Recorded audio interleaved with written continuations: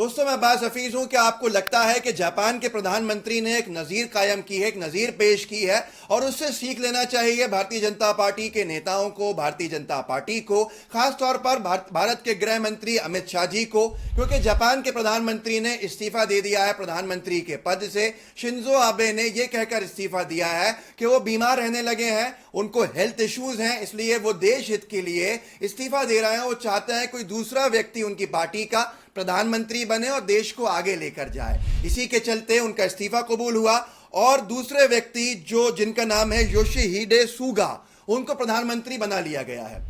लेकिन आज हमारे देश के अंदर देखें तो एक एक करके मंत्री अपनी बीमारी को छुपाते हैं, बीमारी के चलते वो काम नहीं कर पाते हैं, जिससे देश को नुकसान होता है। अमित शाह जी पिछले 6 हफ्ते में 3 बार अस्पताल में भर्ती हो चुके हैं, देश के गृह मंत्री हैं, और ये कहा जाता है कि प्रधानमंत्री मोदी जी के बराबर के मंत्री हैं, या फिर दूसरे नंबर पर अगर कोई व्यक्ति आएगा हमारे देश में, सरकार में, तो अमित शाह जी आते हैं। अमित शाह जी की बीमारी को भारतीय जनता पार्टी निरंतर छुपा रही है।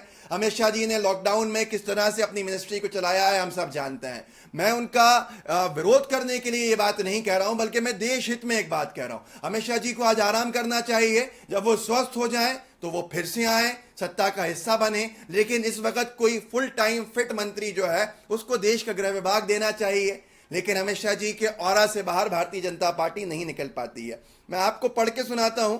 जो बीमारी अमित शाह जी को 2019 में हुई थी, उसको लेकर शायद वो फिर से भर्ती होते हैं बार बार, पर भारतीय जनता पार्टी सार्वजनिक नहीं करती है। लॉकडाउन के दौरान अमित शाह जी आपने देखा कि बाहर नहीं आए थे। हमारे देश में मजदूरों के पैरों में छाले पड़ गए, मजदूर परेशान हुए। लॉकडाउन में जिस तरह से सांप्रदायिकता फैली, पुलिस नाकाम रही उसको रोकने के अंदर, लेकिन फिर भी गृह मंत्री जी का कोई बयान नहीं सुना था। सबसे महत्वपूर्ण जिम्मेदारी गृह विभाग की थी। अमित शाह जी अपने घर के अंदर थे। अमित शाह जी बाद में बाहर आते हैं, दिल्ली में कोरोना बहुत ज़्यादा फैल जाता है, उसको काबू करने लगते हैं। लोगों ने बहुत सी बीमारी की अफवाह फैला दी थी, जिसकी उन्होंने सफाई दी थी कि मैं बीमार नहीं हूँ। अखबारों के अंदर छपा भी था कि अमित शाह जी ने कहा कि वो बीमार नहीं है, पर फिर किस लिए अंदर थे वो घर के अंदर, किसी को नहीं मालूम। अगर आप भारतीय जनता पार्टी से कोई सवाल कर लें तो वो आपको देशद्रोही कह देते हैं, वो आपको एंटी नेशनल कह देते हैं, सवाल का जवाब नहीं देते। क्या इस दिन के लिए चुना था आपने भाजपा को, यह आपको समझना होगा। चलिए मैं आपको बताता हूं बीमारी के बारे के अंदर। बीमारी के ऊपर प्रेस नोट आया था केडी हॉस्पिटल का कुछ दिन पहले। मैंने आपसे अभी चर्चा भी की थी जब लाइव टीवी के साथ हम बात कर रहे थे, तो उसमें आपको बताया था कि उस प्रेस नोट के अंदर जो डॉक्टर्स थे उन्होंने कहा था कि लाइपोमा का ऑपरेशन किया है।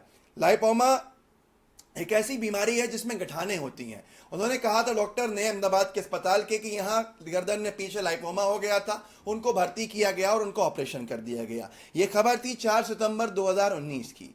पर देश के लिए, गोदी मीडिया के लिए चर्चा करना इस पर महत्वपूर्ण नहीं था, या उनके पास अनुमति नहीं थी। लाइपोमा क्या होता है जान के आपको हैरानी होगी।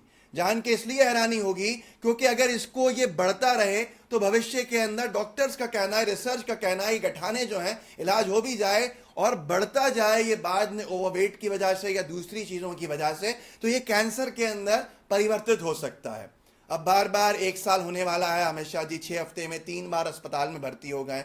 मेरी उनके साथ सारी शुभकामनाएं, वो अच्छे हों। पर देश में आज बहुत महत्वपूर्ण था उनका एक्टिव होना। देश के अंदर लद्दाख जो है वो यूनियन टेरिटरी है, उनके अंडर में आती है उनके मिनिस्ट्री के। वहां पर चाइना ने घुसपैठ की है। चाइना ने लद्दाख के कई इलाकों पर कब्जा कर लिया है। ये द हिंदू में खबर छपी थी, उससे भी पता चला था। 1000 स्क्वायर किलोमीटर का दावा था। पर अब जो बात कही है गृह मंत्रालय से पहले रक्षा मंत्रालय ने, राजनाथ सिंह जी ने, वो और गंभीर है कि लद्दाख के कई हिस्सों में कब्जा हुआ है चीन का।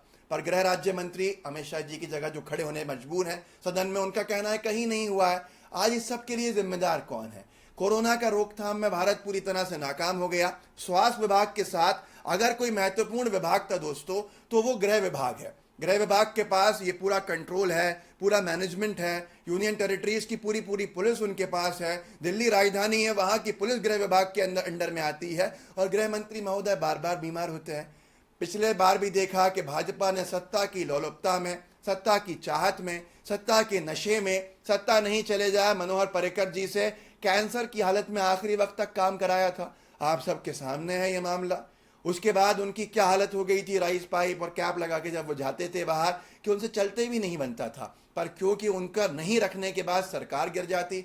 इसलिए बीमारी पहले छुपाई गई, उसके बाद पूरी तरह से उनका जब काम ले लिया, उनका देहांत हो गया। ये सारी चीज़ें बहुत गंभीर है और जो हमें गंभीरता से सोचनी पड़ेंगी, देखनी पड़ेंगी। मैं बस इतना ही कहना चाहता हूं कि आज अमित शाह जी को इस्तीफा देना चाहिए, दूसरे व्यक्ति को मंत्री बनाना चाहिए।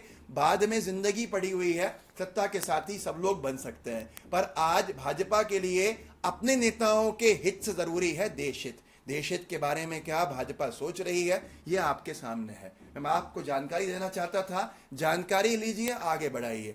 मेरे YouTube चैनल को आप सब्सक्राइब कीजिएगा अब्बास हफीज, और बेल आइकन जरूर दबा दीजिएगा ताकि आपको हर अपडेट मेरा मिलता रहे। और साथ के साथ अगर आप फेसबुक पे इसको लाइव देख रहे हैं तो फेसबुक का पेज हमारा फॉलो कीजिएगा, लाइक कीजिएगा और लोगों के साथ साझा करते रहिए ताकि हम सब की आवाज एक साथ मजबूत होती रहे। आवाज उठाइए, डर जाएंगे तो कुछ नहीं हो सकता। एक ना एक दिन परेशानी का सामना करना पड़ेगा। कल कोई और था, आज कोई और है, कल कोई और हो सकता है, लेकिन एक दिन हम भी हो सकते हैं। देश को मानसिक तौर पे गुलाम बनाया जा रहा है, इस गुलामी से बचाना है देश को तो आपको खड़ा होना पड़ेगा, और खड़ा होने के लिए दम जरूरी है और परिवार का मजबूत होना जरूरी है। एक दूसरे के साथ आइए, मजबूत बनाइए। आपके हो सकते हैं वैचारिक मतभेद हों, लेकिन हमें साथ आना जरूरी है।